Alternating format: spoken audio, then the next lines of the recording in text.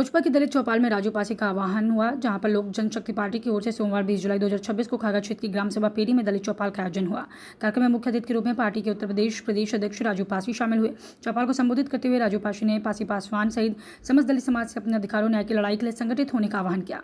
कहा कि समाज का नेतृत्व समाज के भीतर से उभरना चाहिए और अब उधार के नेताओं की आवश्यकता नहीं है। पासी पासवान समाज के गौरवशाली इतिहास का उल्लेख करते हुए कहे कि समाज के वीर राजाओं ने विदेशी आक्रांताओं से देश की रक्षा में महत्वपूर्ण भूमिका निभाई है। प्रदेश अध्यक्ष ने P3 की एकजुटता पर जोर देते हुए कहा कि इन वर्गों की एकता ही उनके सम्मान अधिकारों की रक्षा कर सकती है। उन्होंने आरोप लगाया कि PDA का नारा देने वाले दलों ने इन वर्गों को केवल वोट बैंक की तरह इस्तेमाल किया। नारा दिया कि क्यों मांगे उधार, अब अपना नेता तैयार। गठबंधन के सवाल पर राजू पासी ने कहा कि दलित चौपाल के माध्यम से समाज जो भी निर्णय करेगा पार्टी से स्वीकार करेगी। उत्तर प्रदेश की सभी 403 विधानसभा सीटों पर जारी है, जबकि गठबंधन का अंतिम निर्णय राष्ट्रीय अध्यक्ष चिराग पासवान के नेतृत्व में लिया जाएगा। कार्यक्रम का आयोजन लोजपा के जिलाध्यक्ष राजू पासवान ने किया। इस अवसर पर प्रदेश सचिव रामविलास पासी, कमलाकांत तिवारी, कमलेश मिश्रा, विधानसभा अध्यक्ष हुसैनगंज रमेश पासवान, सतीश पाशी, ब्लॉक अध्यक्ष बिटौरा अरुण अवस्थी सहित अन्य पदाधिकारी व कार्यकर्ता उपस्थित रहे।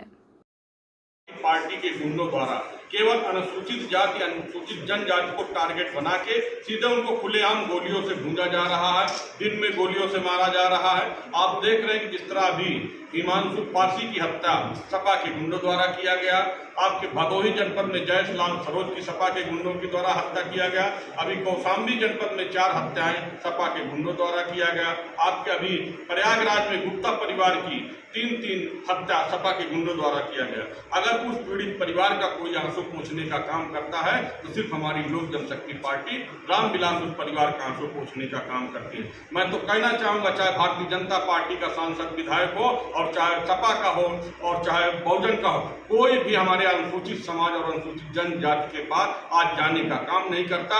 उनकी पीड़ा और उनके दुख में सिर्फ लोक जनशक्ति पार्टी रामविलास खड़ी रहती है। और 2027 में उत्तर प्रदेश में लोक जनशक्ति पार्टी रामविलास 403 पे मजबूती से चुनाव लड़ने जा रही है। उत्तर प्रदेश आने वाले 2027 चुनाव में लोक जनशक्ति पार्टी रामविलास एनडीए गठबंधन से अलग रहेंगे क्या? हमारी पार्टी उत्तर प्रदेश में 403 में तैयारी मजबूती से कर रही है।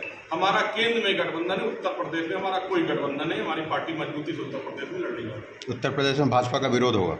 जी, भाजपा का विरोध नहीं होगा, न हम किसी का विरोध करने उतरे हैं। हम अपने नेता के किए गए नीतियों को लेकर जन जन तक जा रहे हैं। आज उत्तर प्रदेश में खुलेआम पासी समाज को दिन में गोली से मारा जा रहा है। आपके कौशाम्बी जनपद देख लीजिए, प्रतापगढ़ जनपद देख लीजिए, प्रयागराज देख लीजिए, अभी लखनऊ की घटना देख लीजिए। जितनी भी घटनाएं होती है उत्तर प्रदेश में, अगर उनका कोई आंसू पोंछने का काम करता है, हमारी लोक जनशक्ति पार्टी के नेता और भारत सरकार के मंत्री प्रमाननीय माननीय चिराग पासवान जी के नेतृत्व में उत्तर प्रदेश के प्रभारी माननीय अरुण भारती जी जाते हैं और पार्टी के प्रदेश अध्यक्ष उस परिवार को पीड़ा और सुनते हैं, उन्हें आर्थिक मदद भी कराते हैं। लोक जनशक्ति पार्टी पूरे उत्तर प्रदेश में दलित चौपाल का आयोजन कर रही है। 18 जून को एक कौशाम्बी जनपद से दलित चौपाल का अभियान शुरू हुआ और अपने नेताजी के किए गए कार्यों को लेकर लोक जनशक्ति पार्टी दलित चौपाल के माध्यम से गांव-गांव, घर-घर जा रही है। और लोक जनशक्ति पार्टी मजबूती से उत्तर प्रदेश में 403 पे विधानसभा चुनाव लड़ने जा रहे हैं और आने वाला समय लोक जनशक्ति पार्टी 2027 में लोक जनशक्ति पार्टी का होगा। लोक जनशक्ति पार्टी केवल वोट के लिए ही जनता के सामने जाती है क्या? आपने बहुत सही सवाल किया कि लोक जनशक्ति पार्टी केवल जनता के वोट के लिए है। आपने एकदम सही सवाल किया। मैं आपसे पूछना चाहता हूं कि आप मेरा फेसबुक और टीवी चैनल के माध्यम से देखते होंगे कि उत्तर प्रदेश में जो ये सपा के गुंडों द्वारा खुलेआम पासी समाज को दिन में सीने पे गोली मारा जाता है, अगर उस परिवार को कोई आंसू पोंछने का काम करता है तो राजीव पासवान उस परिवार का आंसू पोंछने का काम करता है। लोक जनशक्ति पार्टी उस परिवार का आंसू पोंछने का काम करती है। आपने देखा था कि हिमांशु पासी की हत्या सपा के गुंडों ने दिन में 11 बजे गोली मारा। उस परिवार को अगर सबसे पहले पहुंचने का काम किया तो लोक जनशक्ति पार्टी राजीव पासी ने उस परिवार को आंसू पोंछने का काम किया। आपने देखा था कि 1 महीना पहले आपके भदोही जनपद में जयेश लाल पासी जो चौकीदार समाज का था, 60 साल का व्यक्ति था, केवल वो हैंड पंप का पाइप मांगने गया जो समाजवादी पार्टी का प्रधान था, समाजवादी पार्टी का गुंडा था। वो थोड़ा आपस में विवाद होने पे 5 लीटर पेट्रोल दिन में छिड़क के उसके दिन में वहीं अपने दरवाजे पे जला दिया जाता है। अगर उस परिवार का आंसू पोंछने का कोई काम किया तो राजीव पासी ने उस परिवार का आंसू अपने प्रभारी जी के नेतृत्व में जाके काम किया। अभी आपने देखा था कि हंडिया में गौतम परिवार की एक ही तीन लोगों की हत्या हुई। सपा के हाकिम लाल बिंद द्वारा उस परिवार के ऊपर हत्या का आरोप लगाया गया। उस परिवार में किसने पहुंचा भैया? ये जो पीडीए की बात करते हैं, ये जो कहते हैं कि आरक्षण और संविधान खतरे में है, तो मैं इनसे पूछना चाहता हूं कि जब पासी समाज की हत्या होती है तब आपका संविधान कहां है? कहां पीडीए है? क्यों नहीं जाते भैया? पीडीए की बात करते तो कहां जाते हैं? वो केवल वोट चाहिए पासियों केवल का। पासियों का ही वोट लेकर आप विजयी होंगे क्या? भैया पासियों की वोट तो मैंने नहीं कहा कि ना पासियों की, मगर घटना में बताया। और जहां तो वहां गौतम परिवार की हत्या हुई, अभी गुप्ता परिवार के सपा के गुंडों द्वारा हत्या किया, तो मैंने गुप्ता परिवार के भी साथ संवेदना की। मेरी पार्टी उनके साथ भी गई, उनकी भी आर्थिक मदद किया।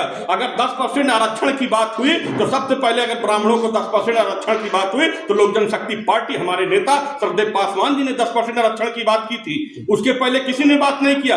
अगर बाबा साहब की बात कर लें तो अगर देश की सबसे बड़ी पंचायत में अगर तस्वीर लगवाने का काम किए तो मेरे नेता सरदेव पासवान जी की देन है। जो बिहार में आपको गठबंधन करके सरकार पर रहना पड़ रहा है, मंत्री बनना पड़ रहा है। यूपी में किस तरीके कर पाएंगे? यूपी में अपने नेता के किए गए कार्यों को लेकर चुनाव लड़ रही लोक जनशक्ति पार्टी। और मैं आपको बता देता हूं कि आरक्षण संविधान की जो बात करते हैं, जब तक लोक जनशक्ति पार्टी रामविलास के राष्ट्रीय अध्यक्ष गठबंधन भी करेंगे किसी से? लोक जनशक्ति पार्टी के राष्ट्रीय अध्यक्ष माननीय चिराग पासवान जी जब तक हैं, कोई माई का लाल धरती पे पैदा नहीं किया आरक्षण संविधान को छू ले। जहां तक आपने गठबंधन की बात की, क्या लगता है पिता के कद पर है कि पिता के कद से नीचे हैं अभी? पिताजी के कार्यों को, जो उनके कार्यों था, उन्होंने अंबेडकर साहब के अधूरे सपने को जो उन्होंने पूरा करना चाहते थे, वो अधूरे सपने को हमारे देश के युवा हृदय सम्राट माननीय चिराग पासवान साहब जी और BR अम्बेडकर साहब के सरदेव पासवान जी के अधूरे सपने को पूरा करने के लिए उन्होंने। लोग तो कहते हैं भाजपा ब्राह्मणवादी पार्टी है, चिराग पासवान किस तरीके की पार्टी से गठबंधन कर रहे हैं? हमारी स्वयं की पार्टी लोक जनशक्ति पार्टी रामविलास है। गठबंधन